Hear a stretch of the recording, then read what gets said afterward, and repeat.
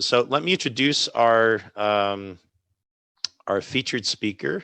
Dr. Karen Jo Matsler has been involved in K through 12 education for nearly 40 years, most of it spent as a high school physics teacher. She's now at the University of Texas in Arlington, where she supervises a program called You Teach STEM Student Teachers. And she's also the PI of an NSF funded grant called Quantum for All. And this is a project that is bringing quantum information science and engineering into the high school curriculum. And she's going to be talking to us about this in her talk. And let me just get the title of her talk, which says, "Is quantum in high school crazy?" So we're going to find out whether it is crazy or sane. Karen Jo, go ahead and take it away. Good morning or afternoon, according to where you are, I guess.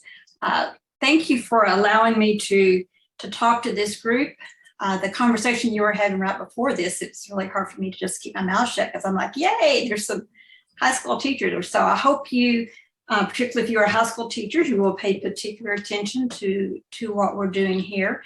And thank you, Jim, for letting me speak to some people that I feel like are almost my peeps. I've been talking to a lot of groups, mostly engineering groups, and I'll be real honest, and that's pretty intimidating to me.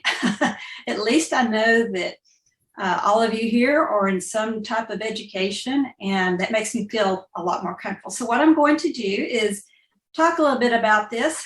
I am going to try to provide some breaks because when I get nervous, I'll talk really fast and I go all the way through things, and I know that it's a little bit of a long time. So if you have a question, put it in the chat, and then I've written down notes to myself of places to stop and kind of check that, because I know that an hour is a long time. So again, thank you for letting me talk about this. And he's already told you about the abstract. So since we are educators, I'm going to give you a quick pretest. It's going to be anonymous. I'm not going to take a grade on it, but I want you to think about these 3 questions. Don't say anything in chat yet, but I want you to just look at them. Maybe jot down a couple of answers.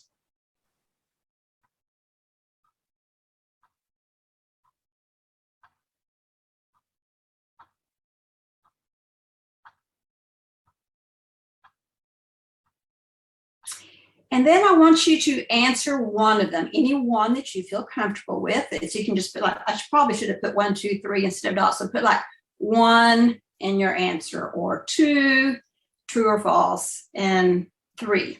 So on the count of 3, we call this a waterfall response. Everybody puts them in all at once. And I'll let James kind of look at those. So 1, 2, 3. Let's give some responses.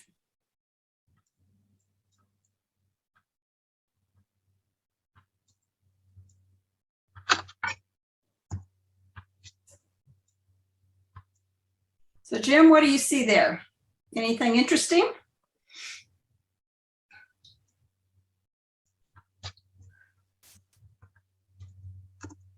Let's see.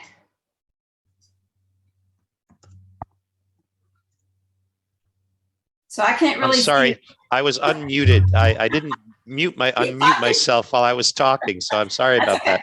So for question, so it actually slides by me a little bit quickly, but for question 1, we had a number that answered 20%, okay. One answered 30%, one 50%. For question 2, we have a lot of people saying true. Okay. I don't think anyone said false. And for 3, a lot say all. One said cybersecurity, but most are saying all. And we have a 8% for question 1 as well. Okay. Well, according to some research, they're saying about half of the jobs are going to be replaced within 10 years. Now, I put fact or fiction because who knows if they're predicting 10 years out. I mean, it could be 5, it could be 15, it could be never.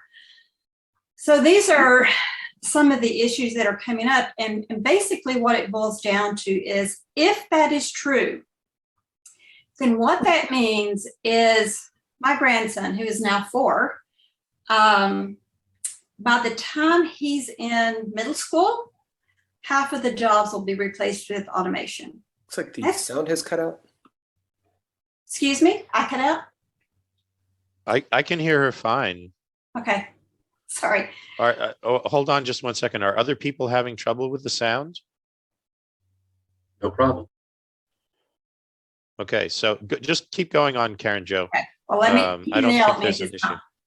Okay, so basically, if you're a teacher, are you preparing them for their future and yours? Because we obviously want them to be the ones taking care of us when we get older, right?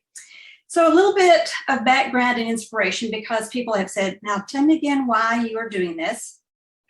So for perspective, at an AAPT meeting, I learned about the Perimeter Institute, and the PTRAs that I am the director of had been wanting to do some perimeter stuff. So I went to the Perimeter Institute. They have a teacher workshop in the summer. So in 2012, I went up there to kind of see what was going on. If you haven't heard about the Perimeter Institute of Theoretical Physics, you need to look them up. They're pretty impressive. It actually has the Stephen Hawking Center there, which gives it enough credibility. So I was literally blown away. I mean, I learned about black holes and stuff that I really had not taught. I didn't know much about. And during that, they took us over to a neighboring university called the Institute for Quantum Computing. And I will have to say, the first time we went through there, I was just totally boggled. I couldn't even figure out a fraction of what they were talking about. I just thought, wow, this is really out there. But the reality was, well, let me give you this right here. If you are a high school teacher, by the way, and you're listening to this, they have a class that is now online. It is in November. So if this is something you're interested in, just Google Institute for Quantum Computing, Schrodinger's class. It's free registration, and it's an awesome, awesome workshop. I strongly advise it. We've used a lot of their stuff in what we're doing. So going to these kind of gave me a perspective that I didn't have, and that is that the rest of the world was kind of getting up on quantum and all these other things, and I didn't see anything really going on in the United States. I mean, well, at least down where I am, there was nothing going on. There was no mention of it. So if you look at this little chart here, you can see that the perimeters, you see all the different geographical groups that they had at this institute. They have usually about 40 every summer. And so people from all over the world were learning how to do quantum and take it to their classrooms. And this was totally foreign to me. And notice that in 2013, they appropriated $270 million to try to get this quantum going. So that was literally the year after I went to the first session. Meanwhile, they started developing, and by they, I mean like Perimeter Institute and IQC. They were developing materials for really grades 8 through 12. So they were age appropriate. They were pretty easy to understand. They were in learning cycles, a lot of like what we do in the States, and totally fascinating, some things that we could directly take into the classroom. So I took some of those and we started doing workshops for AAPT, and you may have been to some of those. We did some of them, back then we did them all face-to-face. We did workshops at the winter meetings, the summer meetings. We did some sessions, and sometimes IQC would come help us do them. Now, of course, there's issues with travel, but hopefully you got to attend one or two of those. And in 2016, so basically 3 years after they spent all that other money, they as in Canada, promoted what they called a Preuniversity Awareness, and they basically took this curriculum to everyone in Canada. So it was kind of like a big, for lack of a better word, a museum display that they took all across Canada, trying to show students a little bit about quantum and black holes and all this stuff that is really cool. And again, I couldn't find really anyone in the United States that was willing to listen to me. I was like, guys, we need to be doing something. And they were just like, no, it's not important, yada, yada. So anyway, we just kind of kept pushing along. The PTRAs kept doing little workshops here and there. And there was a chart. This actually came out a couple of weeks ago. And I know it's small, but basically the OECD is the Organization for Economic Cooperation and Development. And the bottom line is this has to do with what they call technology development and the literacy of students in that. And you will notice down here, I don't know if I have my, let's see if I can get that. Can you see that right here? I didn't mean to do that, sorry. We are way down here toward the bottom. So Karen, we can see your mouse, but it's not a laser. We can see your mouse arrow. It is not a laser pointer, but we can see the arrow. Thank you. So you see, we're way down here. There's only a couple below us, but look at everyone else. So obviously we are behind in that. So what is the United States doing? Well, does anyone remember the year I told you that Britain started putting all the money into it? This is your quiz. Were you paying attention? What year was that?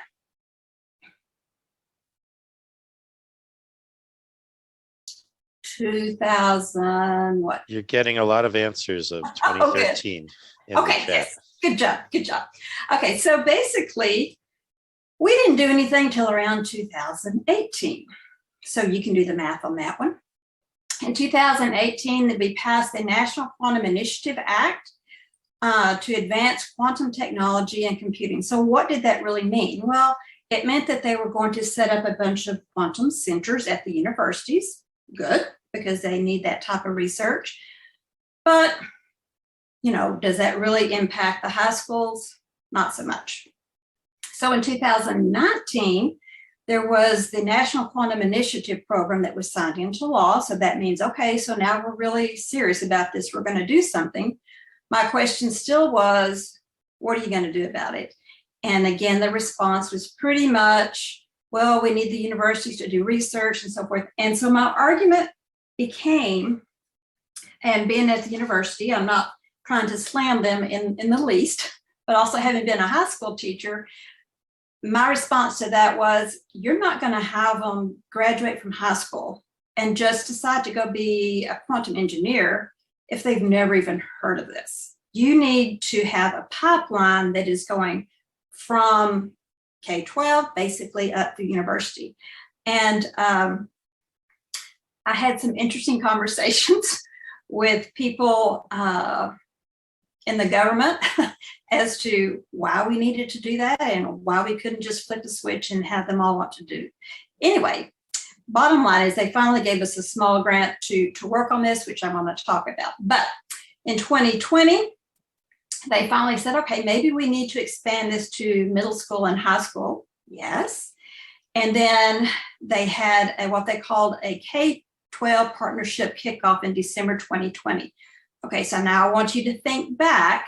So in 2012, 2013, these other countries were already putting millions and millions and millions of dollars into getting this into K-12. And now, 7, 8 years later, we finally decided, oh, maybe we need to do something for high school. And of course, you know what happened right after this was COVID, and then everything kind of went off the wall. So there were some key concepts for quantum that were developed, and we are presently developing some for high school. I'll show you some of those in just a minute. So this was my big dilemma, was that we had other countries that are doing this, at least 7, 8, 9 years before we even really start thinking about it. And now we're trying to play catch up. So where are we in this race? Well, if you want to know more about it, you can go to this website, and they have a lot of information there. It's pretty easy to see. So here's a summary of pretty much what has been done so far. And you can see it's basically from 18 to 21. And we know in the middle of that was has been COVID, which has kind of throttled a lot of it. So the quantum information concepts are being, there's a big list of these that are given. I think I got that link on the next slide or so. But that they did the key concepts for like the universities and so forth first.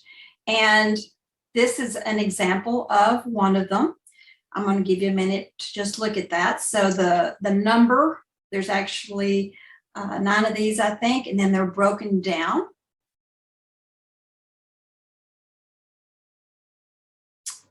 James, I don't remember how long it took to get these written. You may remember, but it took a while. It took lots of different groups. I can say, since I was one of the lead writers of this, it was an extremely long and tortuous process to get enough agreement on the words that were selected that we could get the thing published.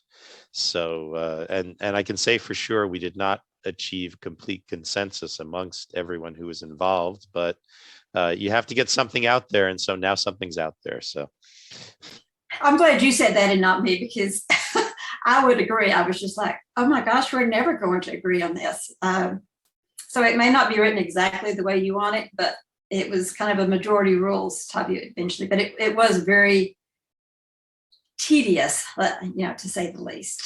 The way that I would put it is every voice was heard. Yes, more than once.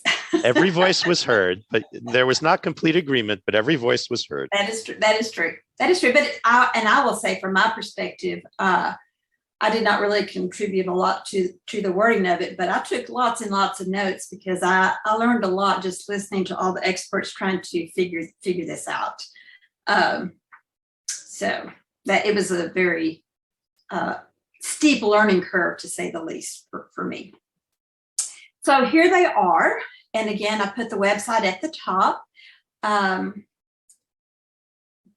This is, so number 1, I just gave you, and then you have the sub-bullets for. So every one of these is broken down with examples. So I'm going to give you just a minute or so to look at them. I'm not expecting you to memorize them or anything else. Just kind of glance through them so you kind of know or get a sense of where it was going.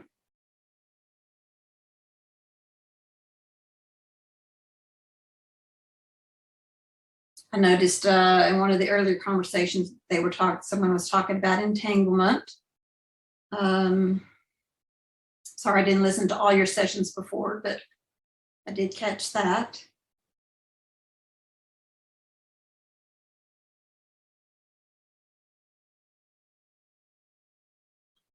And then this is a draft, and I put draft across it because we just literally finished these week and a half ago or something like that, and they need to go through some other people too. But this is an example of what something would look like for the high school level. So I'm going to give you a second or two to kind of look at that. They're written more in a standards format so that we have the learner outcomes, and then we tried to put examples of them.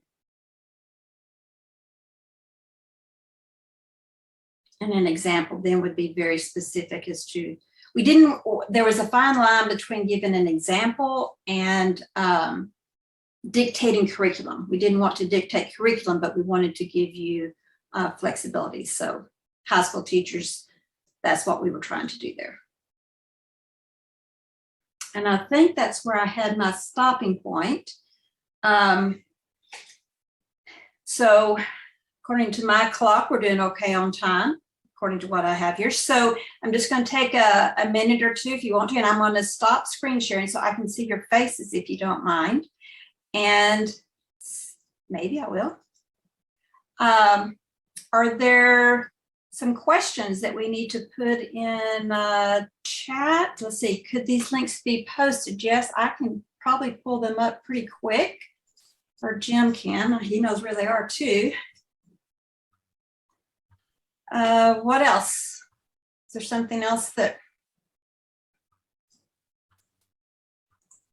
I'm not sure if you're going to be talking about this later, Karen Jo, but one of the biggest issues that high schools face that I know that you're well aware of is the question of unless this quantum curriculum can be incorporated into standards that high schools are supposed to teach, it's going to be very hard for them to find time to actually include it inside their curriculum.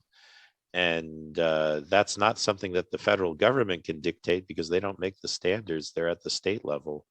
Are there initiatives to try to modify standards in such a way that we will really see it incorporated into the curriculum? Or and I don't want to preclude if you're going to talk about that later. You no, just tell actually, me to talk about it later. That was part of the talk that I gave yesterday, and I didn't really put it in this one because I was trying not to go over on time. So we can come back and talk about it later. But yes, you're exactly right in that we have to be able to change them at the state level because that's where the education curriculum comes from. We did change them slightly in Texas, and I can talk about that more toward the end if we have time whenever we talk about what we're doing. So what we are trying to do, because we as in me and our team, we can't really go to each state and say, oh, you need to change this. That's kind of out of my purview. So we're working more towards trying to embed it into curriculum that they are already doing. And by they, I mean physics teachers, physics curriculum. And that's what y'all are experts at too. So I'm going to show you some of the ways we are trying to embed it, and then we can come back to that if we have time, if that's okay. Okay.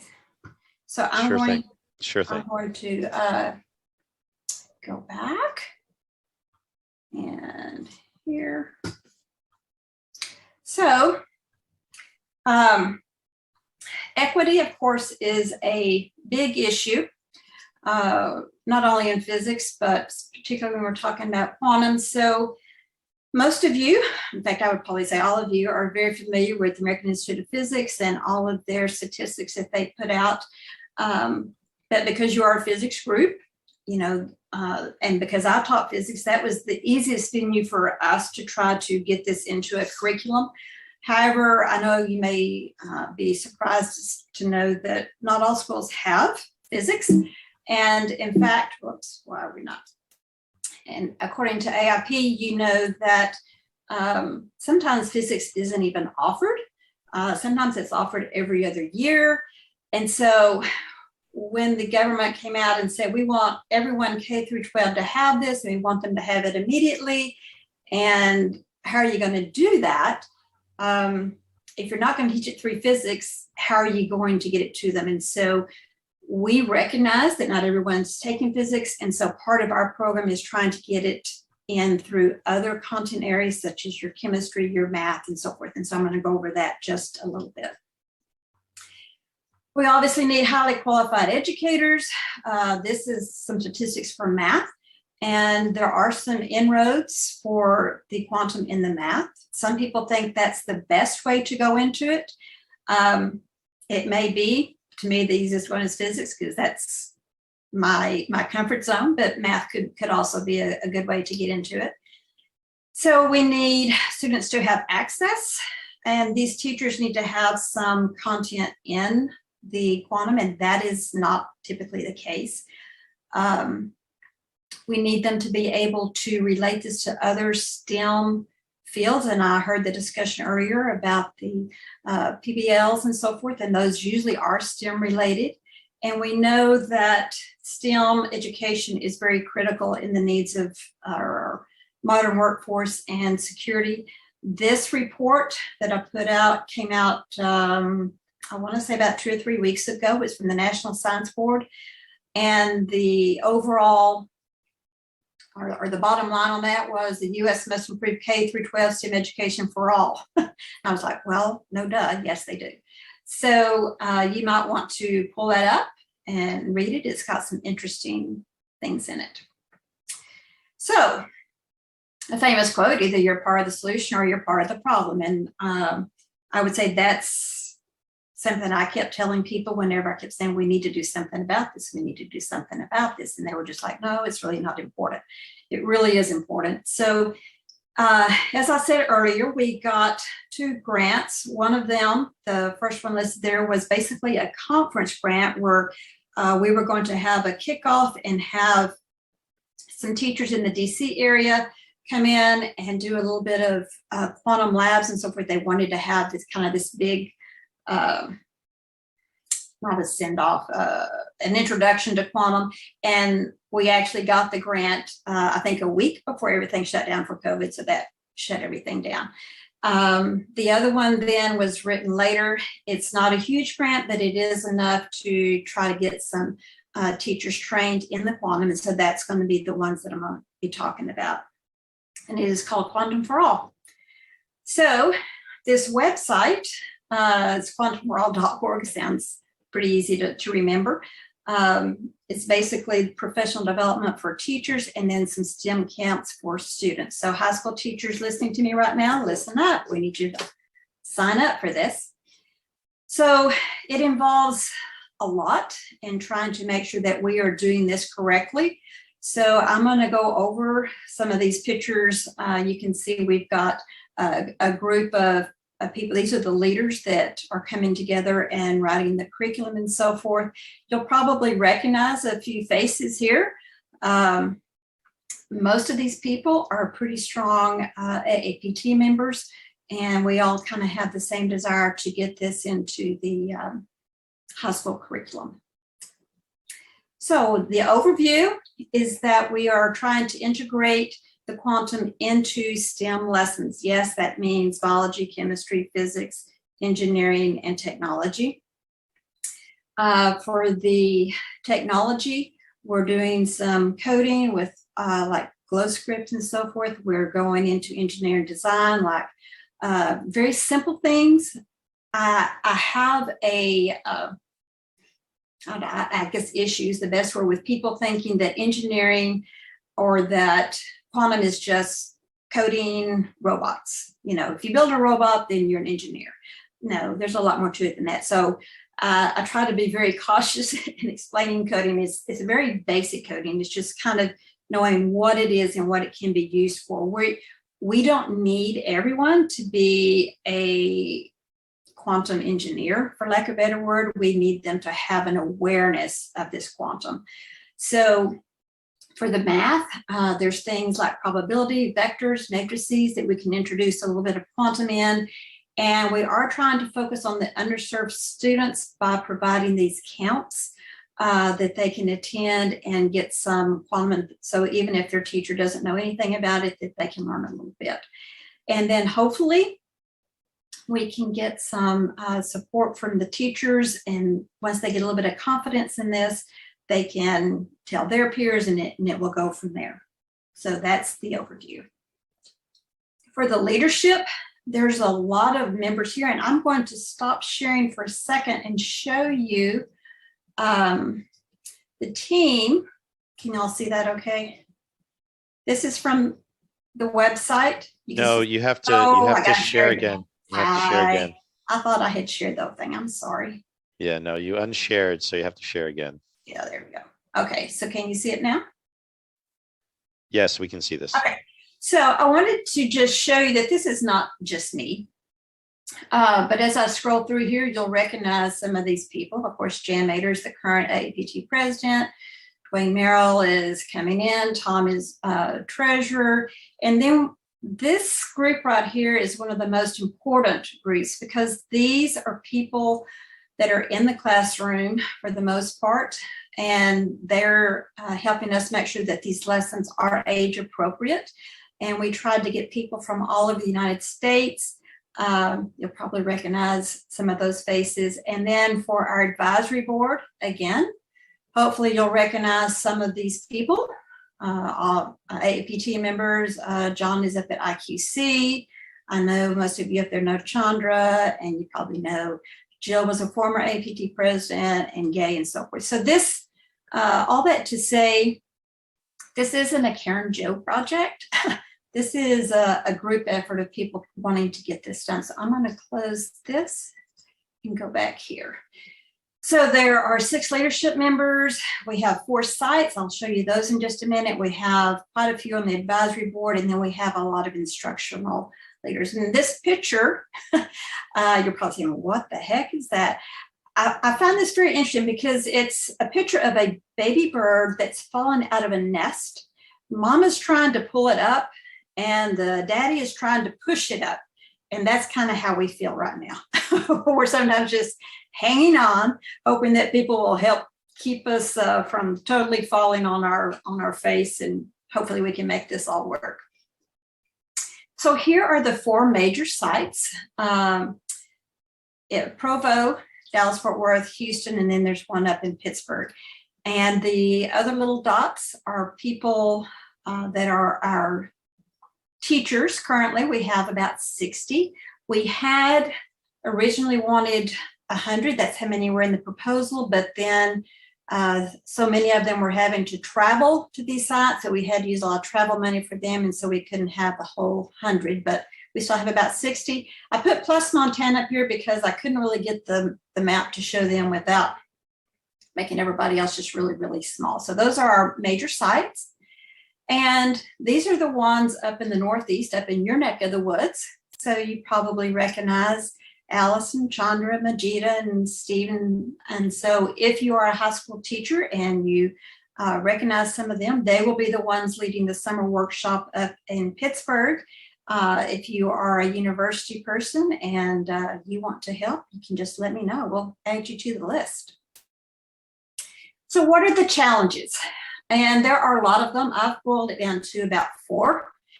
One is that most teachers don't have the background for the content or context. They don't have the resources that are appropriate. Now, that's not to say there's not stuff on the web. There is stuff, and there are simulations.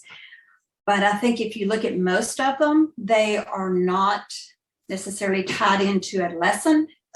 They are kind of standalone activities, and they're not necessarily for middle school or high school kids. They're usually for your undergrads. There's also a lack of guidance for curricular connections. In other words, why do I need to teach this? And again, the standards, and this was the part Jim was bringing up earlier, in that it really has to be something that they feel a strong passion to do, or it has to be something that the government or their state or someone's going to tell them to do, because otherwise they're going to say, what am I going to take out to do this? In the past, what we are calling modern physics, for lack of a better word, was usually stuck at the end of the year. And as we all know, that didn't usually happen. So, I mean, I've been in the classroom for nearly 40 years, and I never really taught the quantum, and that's really sad. So we've got to do something about that. It's been around for 100 years. It's time we did something. So one of the biggest issues for us is content. And those of you that are on this and you're at the university level and you understand the quantum, kudos to you. I'm still learning. Like I said, I started back 10 years ago, and I'm still reading stuff every night, trying to figure it out. So we had lots of workshops. We had lots of just powwows, discussions, and then we brought in experts. You can see my cursor. So this is Damian Pope from Perimeter, and this was the former person at IQC. John Donahue is now there. They came and worked with the PTRAs, which is this picture down here, in trying to help them get up to speed in some of the quantum concepts. A lot of it, strangely enough, is just knowing the right thing to say. Sometimes we make analogies or assumptions in our own mind, or comparisons, and those comparisons end up being classical comparisons, and those aren't correct. So we've tried to do a lot of learning, for lack of a better word. So what are some of the gaps? Well, one is, why is it even relevant? And I don't know how many times I've had to go through and tell people why it's important. Teachers just, quite frankly, don't know enough about it to know that it's used in virtually everything today as it is. So we have to try to help make those connections. And then, of course, the background. One of the things, if you are into the quantum scene and you know lots of connections for businesses and so forth, tell us those. We had a speaker at one of our follow-up sessions who was from Wells Fargo. And he basically talked to them about the cryptography from the banking standpoint and so forth. And that was really an eye-opening thing for the teachers. So if you have ways to help us with that, we'd appreciate it. And then, of course, the lack of age-appropriate lessons. So most of you know about Veritasium. They have some great videos. IQC, we've used a lot of their resources. And of course, then Perimeter Institute. So you can see down here on the Perimeter Institute where it has engage. We tried to take things that we knew or things that we could write and put them into learning cycles because they don't need to be standalone. It needs to be a complete learning cycle because research tells us that's what works best. And then affordable equipment. This is, you see in this picture, we've got a cup of sand here. So cups of sands, polarizers and so forth.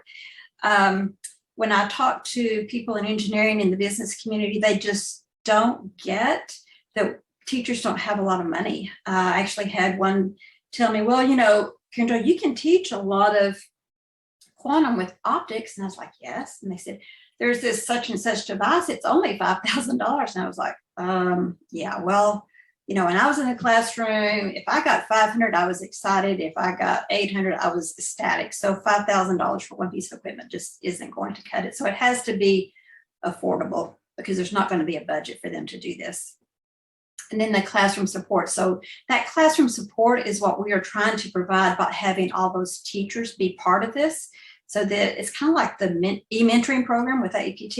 You know, call us and we'll stand by your side. We'll help you in the class. We'll do it virtually, whatever we have to do. So creating the resources has been a very, very time-consuming thing. This top picture is actually some homemade quantum dots. And that in and of itself was an interesting thing to do. We basically made pipe bombs in the oven to get those to work. So I can tell you about those later. This was the sand in the cup showing the patterns. We've used pencils tied together to show how the slit width can vary. And so we've just had lots of low cost things that we're trying to use to support the pedagogical content knowledge. And here are the ways that we have tried to embed it into curriculum. So the technology using sensors, like photosensors and so forth, and then coding, glow script, and engineering, and it's woven throughout, and then the math. I'm going to speed up just a little bit here looking at my clock. So we made the stuff, we made the lessons, and then we had to put it out there. So we've done it several times online. We did it to the PTRAs and they gave us feedback. We tweaked it again. Of course, then we did it virtually. This summer, before we did the summer workshops, the leadership group, although they had 8 lessons prepared virtually, they were very nervous about doing that. And so we literally brought them all together for, I want to say it was less than like 40 hours. And they went over every single lesson. We practiced it. We gave peer reviews. We made sure we were all saying the right thing. And then they all flew home and did the workshops. I mean, they literally worked 24/7 for those 2 days that we were there. This package down here, since things were virtually this summer, we sent them some of the low cost materials that were going to be used for the lesson so that they were not just sitting there listening to us for an hour or so. We had things for them to do, the same things that they would be doing in their classroom. So what does it look like in the classroom? Well, it can be any number of things. We've used LEDs, we've used glow sticks, we've used interferometers, and again, I already told you about the quantum dots. So all of these top ones, I think were done in a chemistry class.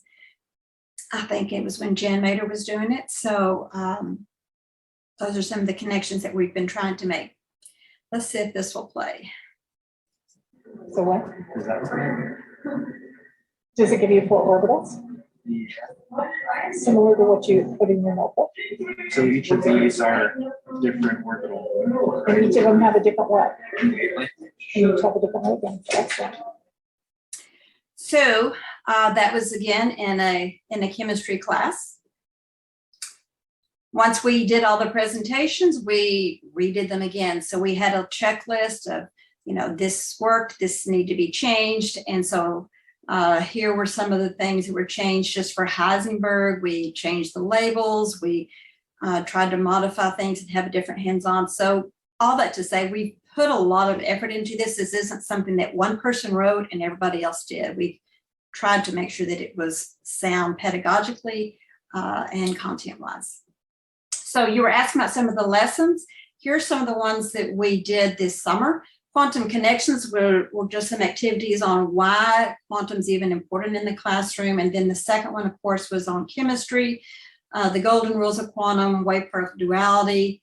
So those were some of the ones that we did this summer. And as we know, we have to start with the familiar. You have to start where they are and build up from there. And so although this looks really, really simple, it is engaging, and it did allow us to move then on to something else. You see this part of a map up here. We went through and we mapped every topic and everything that we could find in the core concepts, and tried to figure out what were the main ideas. So we have these main ideas up here, like atomic level, superposition, light, and there's some more over here. And then all of these in blue are lessons that we have written or lessons that we are writing. And then we tried to make sure they were all in a learning cycle. I think I've gone over the rest of this stuff. I'm gonna go on, look at my clock. So this then was one of the lessons that we did with the glow script, I think it was. I think Dwayne and Tom did that one. And we just tried to make sure that we included all of the content areas, all the technology, and all the pedagogically strong components, which was kind of overwhelming at times. And we weren't always as successful as we wanted, but for the most part, we think it's working. So the big question, are we crazy? Well, that's yet to be determined if you want to know the honest truth. We are going to have some workshops, so we're going to show you a little bit about what we already know. Preliminary, in terms of content. This was taken, I think, 2 summers ago when we were first developing some of the materials. And you can see that when we ask a question, only 10 people, 32% got it correct. When we did the post, we had 85%. So what we did with this was we would look at it and say, okay, so why are they missing these? And then we would revise the curriculum so that we could address that and get a little bit better. So that we're measuring the content. Confidence. We know that teachers need to be confident in what they're teaching. They're not going to just stand up in front of the class and make fools of themselves, at least not on purpose. So we have to try to build their confidence. And you can see here, every time we ask them a question, we ask them how confident they are.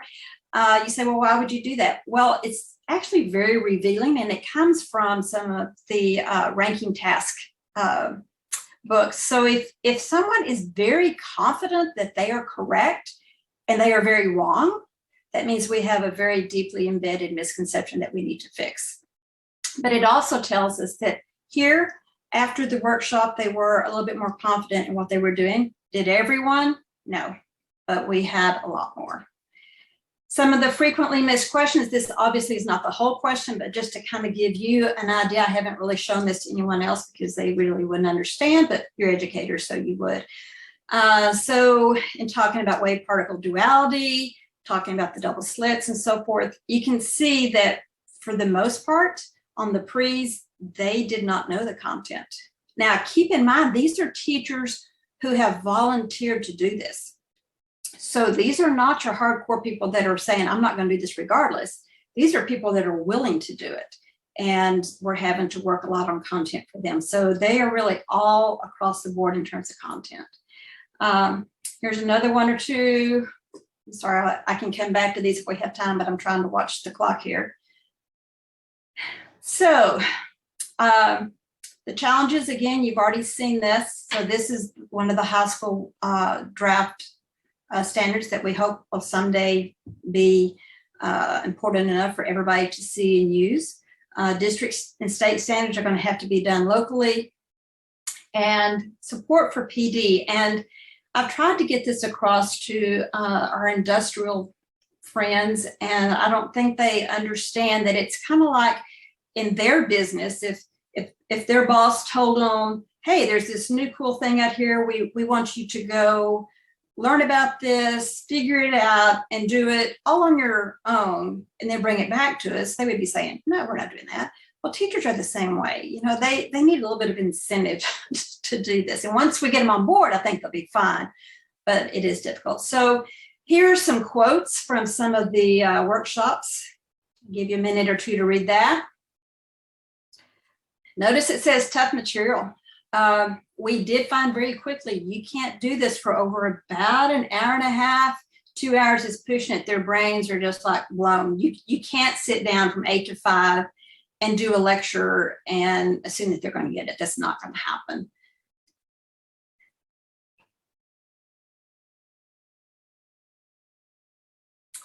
So have we had any success? Yes, in terms of them figuring out that this is important. They, like the Wells Fargo and all, they gave us very positive feedback on that. We have gained a few more industry partners.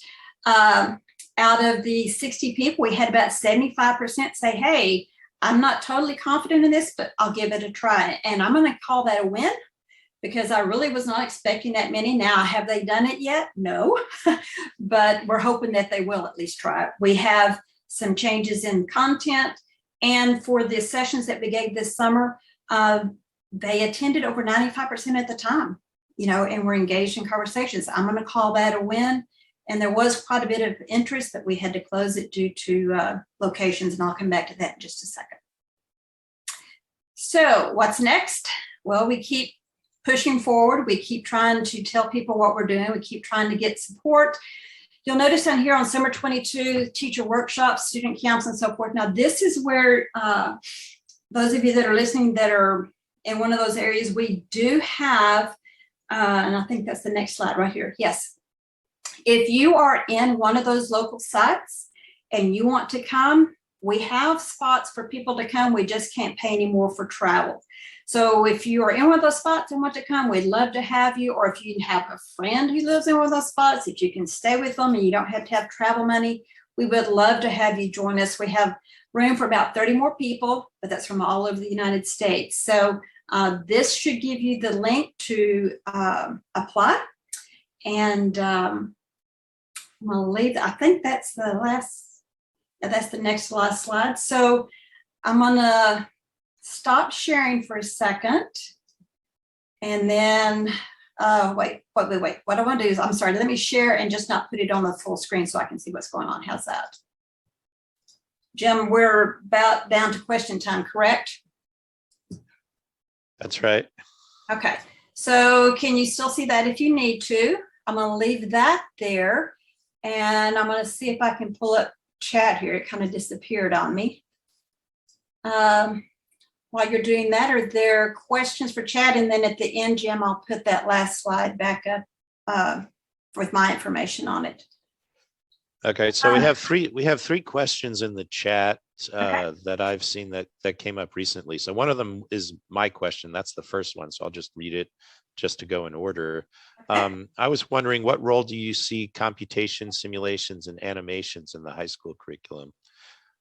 I think I have nothing against animations and simulations. Obviously, in quantum, you're going to have some of those. I mean, that's kind of a no-brainer.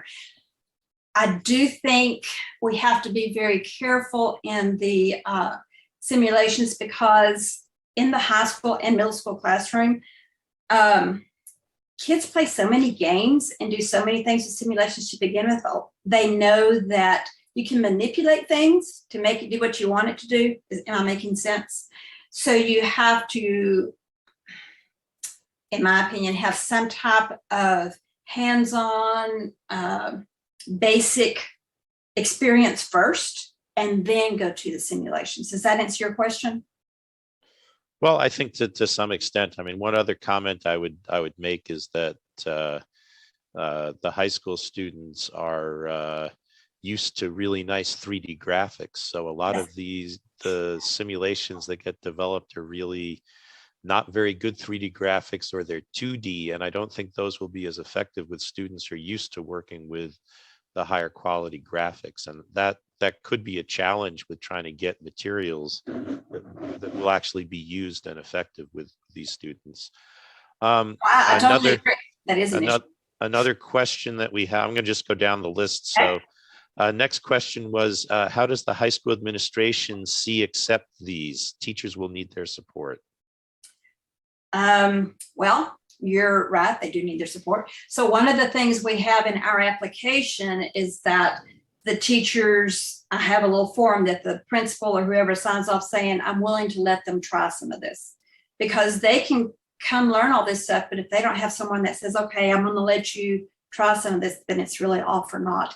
And by try this, I mean, we are not asking you to take these huge modules and take out something and put something else in. These are just ways of tweaking what you already do. For example, you probably already teach wave particle duality, but have you taught it even using the word quantum at all? Probably not. So it's just tweaking what you already do as a beginning point and then going from there so that the kids aren't afraid of it. So Rachel, I do see that you have your hand up, but I'm going to go to one more question from the chat before coming to you. This one is from John Schiller. Can you please share about your efforts to change Texas State classroom teaching standards curriculum? Sure. I can't tell you everything because we're being recorded, but I can tell you more later. We'll talk over coffee. The bottom line is this. We had the opportunity because the standards were coming up for renewal. And so we saw that as a way to get in now, or you're not going to get in for the next 10 years. And we did not totally redo everything, but we put in like 4 or 5 what we thought were key things that we could play off of. And I will say that even just those was a real fight, because you're talking to board members who have absolutely no clue about this, and you're fighting teachers who were like, well, how are we going to put that in? We already have too much. And we're like, we're not asking you to do that. We're asking you to maybe spend less time on kinematics and something that's, you know, a little bit more exciting. Or if you're doing momentum, why don't you bring in a little Heisenberg with it? And so we just have to talk those points with them. I will say it's not easy, but having done it, I'll be happy to help anyone who's going down that road, because I still have knives in my back, and we'll just pull them out and move on. All right, well, thank you. Rachel, go ahead, ask your question. Thanks, Kendra. Super interesting talk, and I'll get in touch with you later. I'm interested in getting involved.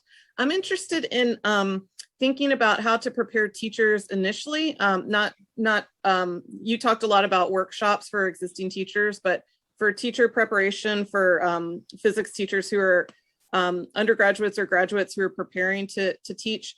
I'm wondering what you think is a good preparation for them. In particular, we are thinking about what courses need to be required for teachers who are preparing to teach high school. Do they need to take the formal quantum mechanics class? We've kind of thought, well, they're not really going to do that in high school, so maybe not. No, but you'll lose them. You'll lose them if you do. So do you think that what's necessary is generally what's taught in what we call modern physics, like the third introductory series? Yeah. Okay. Take that and again, tweak it so that this has been one of our biggest issues. Is modern physics is rarely taught with based on quantum. So every time you think about something, think about, am I doing this classically or quantum based, and try to switch your thinking to the quantum. It's hard, but that's what we've been trying to do, so that it's not a total revamp, because I personally don't think that's going to happen in the next year or two. You know, we're already 8 years behind, so let's get as much in there as we can. Does that make any sense, Rachel? But yeah. Call me sometime and I'll talk to you about it and share with you what we've got. Great. Thank you so much. Sure.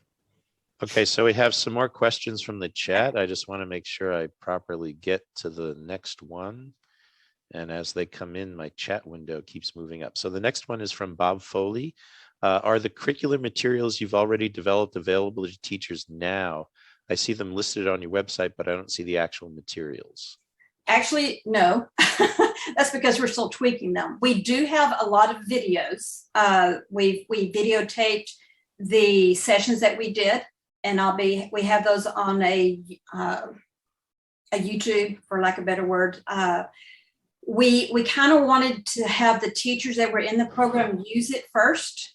I mean, we've done it. We've done it on a small scale, so we kind of want them to try it first before we just put it out there, because as you know, once you put something out on the web, it's kind of gone forever. But we're happy to give bits and pieces of those. We're happy to share with you the stuff that we got initially from IQC and Preuniversity, because that's what our stuff is based on. So we're happy to share those with you, and those are readily available out there. Okay, our next question is from Gail Wyant. If quantum is put in, what is taken out to make room? Nothing is taking out. That's our whole push. Teachers spend way too much time, as Paul Hewitt used to say, get to the good stuff. Quit doing momentum all the way through Christmas. You don't need to do it that long. So it's not about that. It's about prioritizing and pulling in, let's go back to the momentum, pulling in Heisenberg for maybe one day after you've already talked about momentum, putting those little slits in there. And every teacher can make a few adjustments. I would say if you did everything that we've put out so far, maybe 7 days, maybe. And most teachers can tweak their curriculum enough to do that. Take out one of those labs. It's not quite as important. Prioritize it. Try this instead and see what happens. That's what we're shooting for. Okay, the next one is from David Hood. He says, where I am, I can make an argument for this to get school support if I can show that it can prepare students for life career skills. Are there specific online resources I can share with my admin to this end? First of all, go to our website. I've posted a lot of links there, or contact me. Obviously, when I wrote the grant, I had to put a lot of that justification in there. I'll be happy to share those with you. Sure, just let me know and I'll try to help you best I can. I'll pull from what I've already got. Okay, Lillian Claremont, can you hear me? Please just ask your question. Yes, it wasn't actually a question. I wanted to make a comment because I am one of the teachers who has been to these workshops. And Karen, I remember that you mentioned that we haven't started yet, but I just wanted to compliment what you said. Part of it sometimes is we have to feel our students in the beginning of the year to see when it's most appropriate to introduce a topic. And I think most of us, or many of us, might be just about the time to introduce it. In fact, I am, and I've talked to Karen about it, but it's like she said, if we find a good place, I'm doing momentum right now. If we find a good place, there's no reason not to show both sides of the coin. And when you do start a discussion, I wouldn't say a lot, not the majority, but many students already heard of Heisenberg principle. They already heard of some of those things. So it makes it more interesting, and you're pulling in from all kind of things, and the kids get engaged. They want to know more. So and they certainly want to make a lot of money when they graduate, and that's going to be the way to go right now. That too. So that was my just comment. Thank you. Okay, we're actually at the end of the session time, and I don't see any additional questions in the chat. So maybe Karen Jo, it'd be good to stop screen sharing. I don't know, Jason, do you want to take over and tell people it's lunch break time? Or let's also thank Karen Jo again for a wonderful presentation. Thank you. Thank you for inviting me. It was nice to be with my peeps. Certainly gave us a lot of stuff to think about, and certainly we really appreciate the efforts you're doing to make it practical to put it in, because it's one thing to say we should be doing this. It's a whole nother thing to say, here's how we can actually do it and it'll be effective. And that's a really hard chasm to get over. I hope some of those teachers that are there will be interested enough to contact us and join us. We we have room up in the Pittsburgh area. Texas areas are pretty full, but Pittsburgh has some room. So. And Jason, are you taking over, or should I just announce it's lunchtime? Yeah, I think if we just announce that it's lunchtime and then just ask people to keep an eye out, we may have some messages for individual people from myself and or Tatsu, especially for some of the presenters. But yeah, we have lunch at this time until 1 o'clock. Is that correct? And Tatsu's plan was to leave open the breakout rooms. Tatsu, is that correct? Yes, the breakout rooms will be open till the end of the meeting, basically. So, I hope to see some of you in there, and see you in a little bit. And I guess just also to mention that this is also open. So if you want to eat your lunch together and talk with people at the same time, you can feel free to do that as well. If it gets to be too much talking because there are too many people trying to talk at the same time, then the breakout rooms could be a good place to go to continue more smaller conversations between smaller numbers of people. Well, and I'm happy to do a breakout room, if some of the high school teachers want to discuss that before they go. That's fine. We do have a breakout room that is specifically listed as K-12 teachers. We also have several rooms that are empty. I'd like to point out, as a former high school teacher, especially familiar with the Virginia standards of learning, the idea of where I can fit this in my curriculum. The Virginia SOLs mention quantum mechanics in the same number of bullet points as they mention Archimedes or Newton. So we make decisions about what we cover in our own curricula. And obviously in some districts, in some schools, that's handed to you much more. And in some it's not. But that flexibility in a lot of places is a matter of saying, this is a topic that is in the standards and we're going to cover it. And at least in the Virginia standards, I really like that we have that cover. The 14th, the final physics SOL, is really a catch-all. And having been a little bit involved in the writing of that, I'm going to emphasize it was a catch-all on purpose, so that you can spend time on this instead of an extra week on a block on a ramp. Yeah, exactly. You can legally spend time on it without. If anyone would like to talk more specifically about how to work that into the pre-existing frameworks, I would love to talk about that, especially if you do not have a week-by-week schedule handed to you by someone higher up. And if you do, then we need to work with whoever that is who wrote that.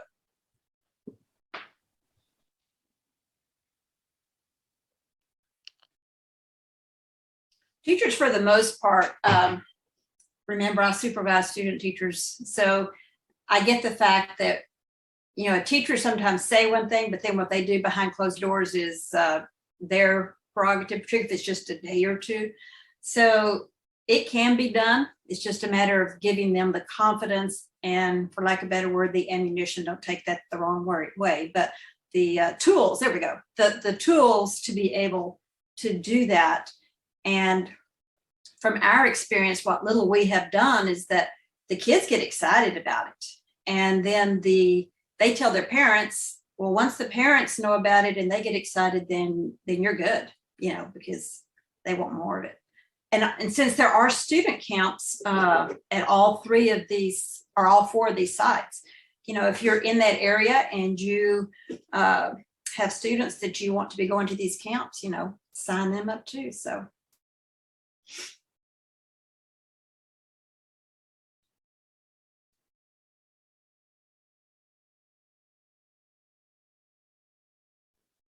All right, so thank you so much, and everyone, please go and get some lunch and come back ready to go in the afternoon.